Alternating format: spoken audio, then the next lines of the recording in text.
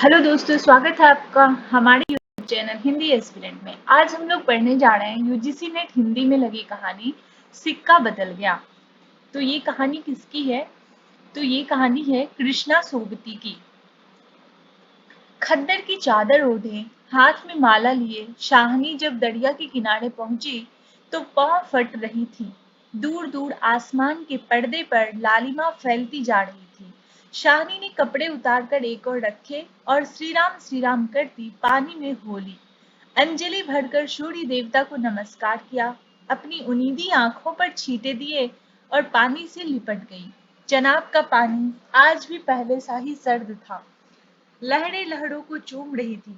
वह दूर सामने कश्मीर की पहाड़ियों से बर्फ पिघल रही थी।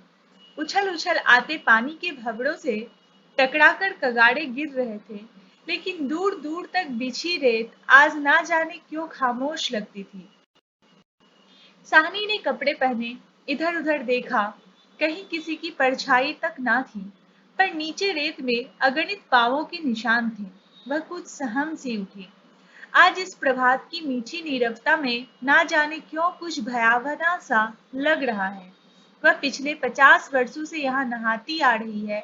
कितना लंबा अरसा है, शाहनी सोचती है।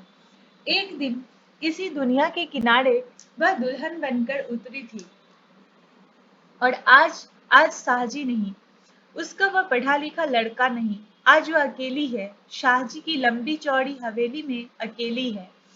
पर नहीं, यह क्या सोच रही है? वह सवेरे सवेरे अभी भी दुनियादारी से मन नहीं फिरा उसका। शाहनी ने लंबी सांस ली और श्री राम करती बाजरे के खेतों से होती घर की राह ली। कहीं कहीं लिपे पुते आंगनों पर से धुआं उठ रहा था। टन टन बैलों की घंटियां बज रही थी। फिर भी कुछ बंधा बंधा सा लग रहा है। जम्मी वाला कुआं भी आज नहीं चल रहा। ये शाहजी की ही असामियां हैं। शाहनी ने नजर उठाई। यह मीलों फैले खेत अपने ही हैं। भरी भराई नई फसल को देखकर शाहनी किसी अपनत्व के मोह में भीग गई।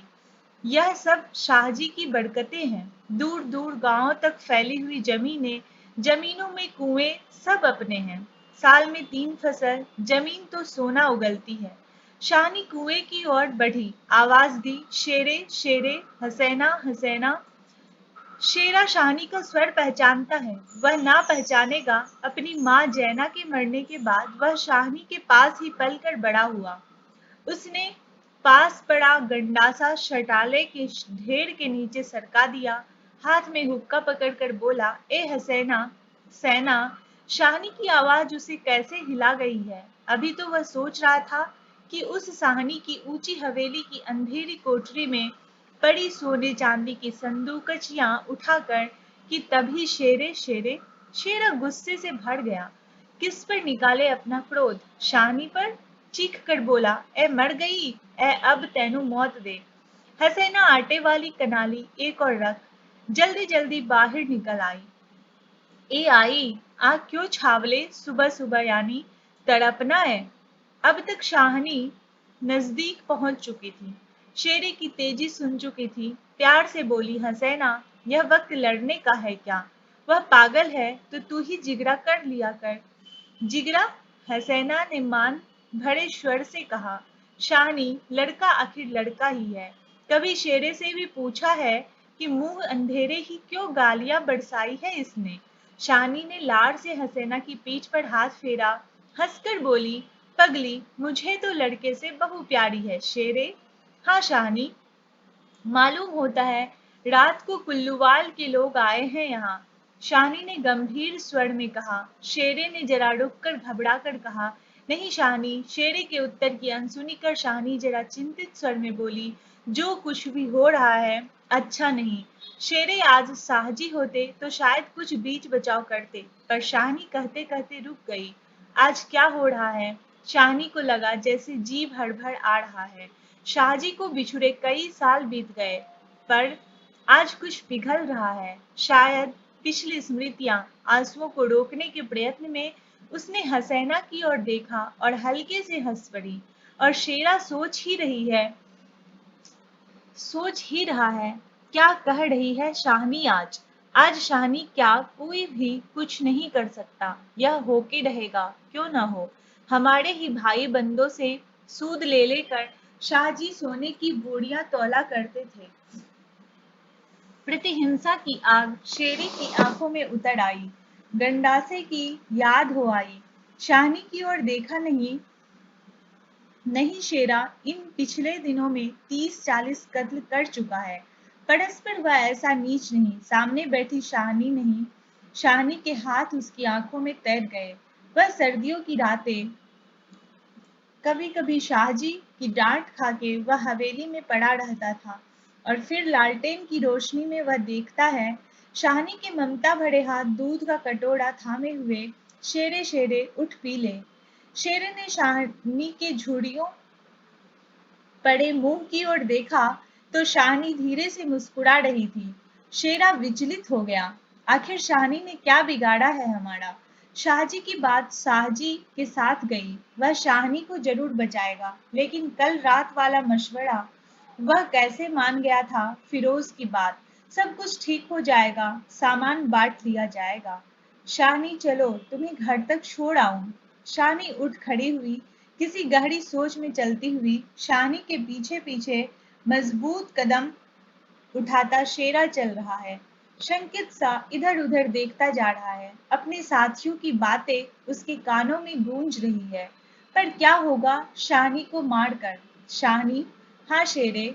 शेरा चाहता है कि सिर पर आने वाले खतरे की बात कुछ तो शाहनी को बता दे, मगर वह कैसे कहे। शाहनी, शाहनी ने सिर ऊंचा किया। आसमान धुएं से भर गया था। शेरे, शेरा जानता है वह यह आग है। जबलपुर में आज आग लगनी थी, लग गई। शाहनी कुछ ना कर सकी। उसके नाते रिश्ते सब वही हैं। हवेली आ गई। शाहनी ने शून्य मन से ड्योढ़ी में कदम रखा। शेरा कब लौट गया उसे कुछ पता नहीं। दुर्बल सी देह और अकेली, बिना किसी सहारे के, ना जाने कब तक वहीं पड़ी रही शाहनी। दोपहर आई और चली गई। हवेली खुली पड़ी है। आज शाहनी नहीं उठ पा रही, जैसे उसका अधिकार आज स्वयं ही उससे छूट रहा है।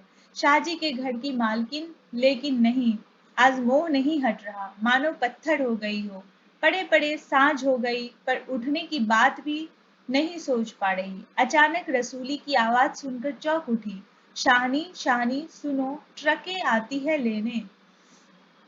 ट्रकें। शाहनी इसके सिवाय और कुछ न कर सकी। हाथों ने एक दूसरे को थाम लिया। बात की बात में खबर गांव भर में फैल गई।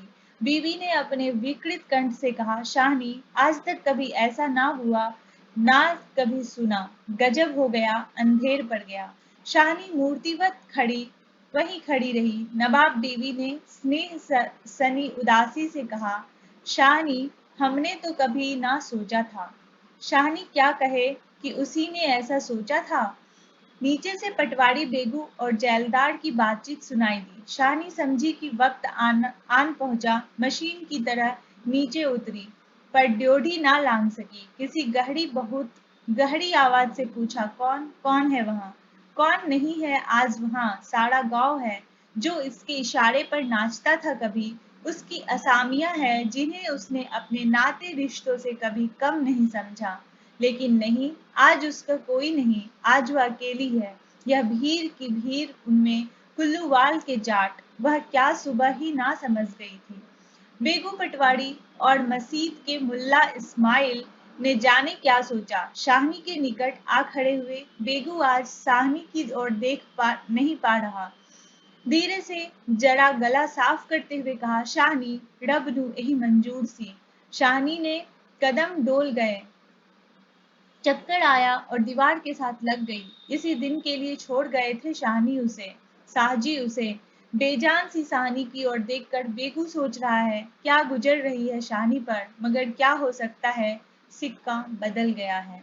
शाहनी का घर से निकलना छोटी सी बात नहीं। गांव का गांव खड़ा है, हवेली के दरवाजे से लेकर उस दाड़े तक जिसे शाहजी ने अपने पुत्र की शादी में बनवा दिया था। जब से लेकर आज तक सब फैसले, सब मशूरे होते रहे हैं। इस बड़ी हवेली को लूट लेने की बात भी यही सोची गई थी।